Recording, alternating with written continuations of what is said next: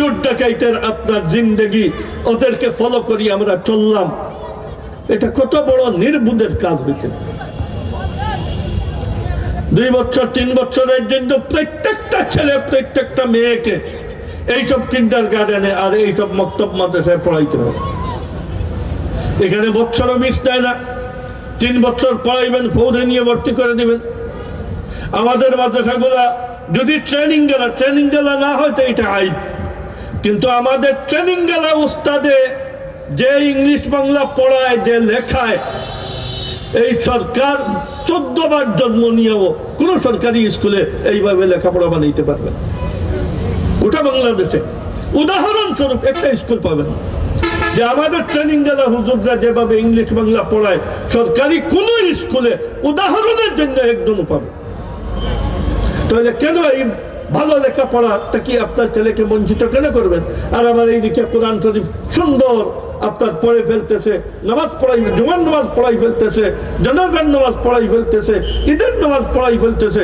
এত বড় চকলেটের মতো এক ছেলে, আপনার ছেলে এইভাবে হোক এটা আশা রাখেন না? এটা একটা আকাঙ্ক্ষা না?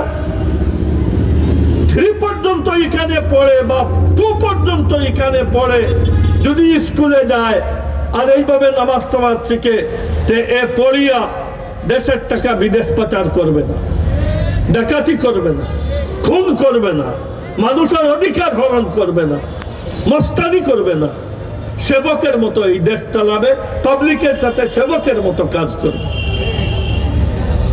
কোনো প্রয়োজন নাই দিনী শিক্ষা শিখে নেই, কোনো প্রয়োজন নাই। 20-30 টাকার ট্যাবলেট দিলে একজন লোক ভালো হয়ে যায়। এই লোক হসপিটালে যাওয়ার পরে তার কাছ থেকে কয়েক হাজার টাকা উদ্ধার করবে। এই পরীক্ষা, এই পরীক্ষা, এই পরীক্ষা, সুপরিকল্পিত, কোনো কাজের জন্য নয়, বেকার। আবার হসপিটালের মালিক সপ্তাহে আর কোনো জায়গায় মাসিক সারা ডাক্তার নিয়ে বসে আর ফাইল বাহির করলো, ফৌনা ডাক্তার সাহেবের মাধ্যমে এত টাকা আমার হসপিটালের অ্যাকাউন্টে জমা হয়েছে, ফৌনার মাধ্যমে এত টাকা জমা হয়েছে। আর একজনকে বললো আপনার মাধ্যমে তো মাত্র এত টাকা। এর মানে কি? সেবা 2 নম্বরে। আগে হইল কোন ডাক্তারের মাধ্যমে হসপিটালওয়ালা কত টাকা পাইছে। এই ডাকাতি কেন? দিন শিখে নাই, মানবতার শিক্ষা শিখে নাই, শিখছে অত্যাচারী শিক্ষা। জনগণকে কিভাবে ঠকানো যায়, জনগণকে শোষণ করি কিভাবে, কোন কোন প্রসেসে তার টাকা নেওয়া যায়, সারাটা শিক্ষার উদ্দেশ্যই। ইসলামী অর্থনীতি কম টাকা দিয়ে বেশি মানুষ কেমনে উপকৃত হইতে পারে। আর আপনাদের জেনারেল শিক্ষাঙ্গনের অর্থনীতি খালি হাতে জনগণের টাকাকে শোষণ করে কম দিনে কিভাবে কোটিপতি হওয়া যায়। এই দুই অর্থনীতি।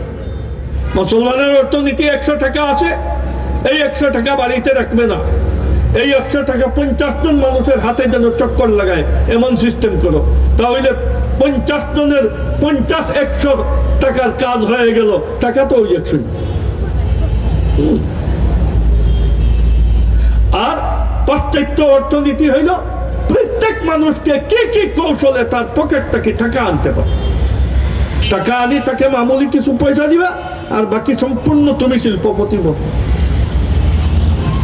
এইসব শিক্ষা লাভ করে কি হবে? এটা জাহান্নাম কামাই করার শিক্ষা। কিন্তু আওলাদকে যদি ছোটবেলা এইভাবে দিনদারি পড়াই, তাহলে এই আওলাদ সেবক হবে, খাদিম হবে, দেশের জন্য কল্যাণকর হবে। এ ডাকাইত হবে না, চোর হবে না, জালিম হবে না, খুনি হবে না, টাকা পাচারকারী হবে না, এ আপনার প্রজেক্ট খাবে না, বাজেটের টাকা চুরি করবে না। তা আমরা আওলাদকে প্রথম থেকে পশু বানাই ফেললাম, তাহলে পশুত্বতা ছাড়া কি করবে এই দেশে? আওলাদকে আগে মানুষ বানাইতে হবে, তারপরে শিক্ষিত বানাইতে হবে, তখন হে এক মানুষ শিক্ষিত হইল। এত বিসমিল্লাহ থেকে আপনি তো পশুই বানাই ফেলতেছে। তো পশু সুলভ আচরণ করবে, ভালো আচরণ কেমনে করবে? ভালো বানানোর কোনো বই তো পড়ে নিয়েছে। আমরা আবেদন জানাবো দরখাস্ত করব সব মুসলমান ভাইদেরকে, আজরাহে মেহরবানি ছেলেকে মেয়েকে কোরআন শরীফের বিশুদ্ধ তিলাওয়াত শিখান, নামাজ শিখান, মসনুন দোয়া শিখান, আর এরপরে স্কুলে পড়ান, কোনো বাধা নেই। কিন্তু যদি আওলাদকে দিনদার না বানান, তাহাজ্জুদ পড়ে চিল্লা দিয়ে পীরের মুরিদ হয়েও জান্নাতে যেতে পারে। এক মানুষের কিয়ামতের দিন হিসাব কিতাব হবে, হয়ে তাকে আপনার জাহান্নামে ফয়সালা হবে, জাহান্নামে নিয়ে যাও। তখন সে বলবে, রব্বানা ইন্না আতা'না সাদাতানা ওয়া কুবারা'ানা ফাযাল্লুনা আস-সাবিলা রব্বানা আতিহিম যিফাইনি মিনাল আযাব ওয়ালআনহুম লা'নান কাবীরা।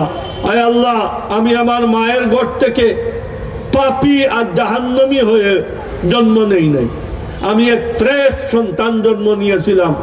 প্রথমে আমার মা বাবা এই পরিবেশে দিছে যেন আমি দুষ্ট বনি, আর এর বড় হওয়ার পরে আমার পার্টির লিডাররা আমাকে এই জাহান্নামী কাজের মধ্যে ব্যবহার করছে। আল্লাহ এদেরকে ডবল আযাব দেয়। আর আওলাদ বলবে, আমার মা বাপকে আর নেতাদেরকে নিয়ে আমি জাহান্নামে যাব, একা যাব। এখন হিসাব করেন আমাদের কার কি অবস্থা হবে, আওলাদে কি করবে। আল্লাহ জাল্লা জালালুহু আম্মা নওয়ালুহু আমাদেরকে দিনের উপরে চলার তৌফিক দেন। আমাদের আওলাদকে জান্নাতে যাওয়ার জন্য আল্লাহ তাআলা সবব বানান। আমাদের আওলাদকে যেন আল্লাহ তাআলা দিনদার বানান। আর এই কিন্ডার গার্ডেন আর হিফজখানাকে আল্লাহ তাআলা যেন তরক্কি দেন। যার মহল্লায় যত ইসলামী কিন্ডার গার্ডেন, যার মহল্লায় যত ইসলামী স্কুল, যার মহল্লায় যত মক্তবার হিফজখানা, আজরাহে মেহরবানি নিজের আওলাদও ওইখানে দিবেন, টাকা পয়সাও দিবেন, সুখ পরামর্শও দিবেন। আপনারা জানেন অত্র এলাকায় আপনার নেটওয়ার্কের মতো আপনার ওয়ার্ক করতেছে খ্রিস্টানরা, আর আওলাদকে খ্রিস্টানরা আপনার পড়াইয়া খ্রিস্টানের কাছে, খ্রিস্টান শিক্ষা প্রতিষ্ঠানে পড়ে ছেলে মুসলমান থাকবে। খ্রিস্টানরা কি ভাত খায় না? এদের বিবেক নেই? এত মুসলমানের আওলাদকে বিভিন্ন ফ্যাসিলিটি দিয়ে পড়ায় খ্রিস্টান বানানোর জন্য। আর লাখে লাখে খ্রিস্টান বাংলাদেশে তো এইভাবে হইতেছে। আপনার আওলাদকে আমাদের স্কুলে না দিয়ে, আমাদের মক্তবে না দিয়ে খ্রিস্টান পরিচালিত স্কুলে দিলেন, এর মানে হইতে হইল নিজেও খ্রিস্টান হবেন, আওলাদকে খ্রিস্টান তো বানাইলেন। কোন মানুষ আছে যে জান্নাতি রাস্তা ছাড়িয়ে জাহান্নামী রাস্তাতে মিছিল করে যায়? আল্লাহ বানাইছেন দিনদার, মুসলমানের ঘরে জন্ম দিয়েছেন, আর নিজে মেহনত করি খ্রিস্টান হয়ে যাবে? খ্রিস্টান হওয়া আর আবু জেহেল হওয়া আর ফিরাউন হওয়া সমান কথা, সব সমান। এটা এমন নয় যে খ্রিস্টান কিছু হালকা পাতলা কাফিরি আর ওদের কাফিরি বেশি। মূর্তি পূজক যেভাবে জাহান্নামী, খ্রিস্টান এইভাবে জাহান্নামী, ইহুদি এইভাবে জাহান্নামী। ইসলাম ছাড়া কোন মত পথ আর কোন ধর্ম আল্লাহ তাআলার কাছে কবুল নয়। আর এইগুলাতে 19-20 বেশ কম নাই, সব একসঙ্গে। আওলাদকে সুন্দর করি, নিজের স্ত্রীরা যদি নামাজ না পড়ে এদেরকে নামাজি বানাই।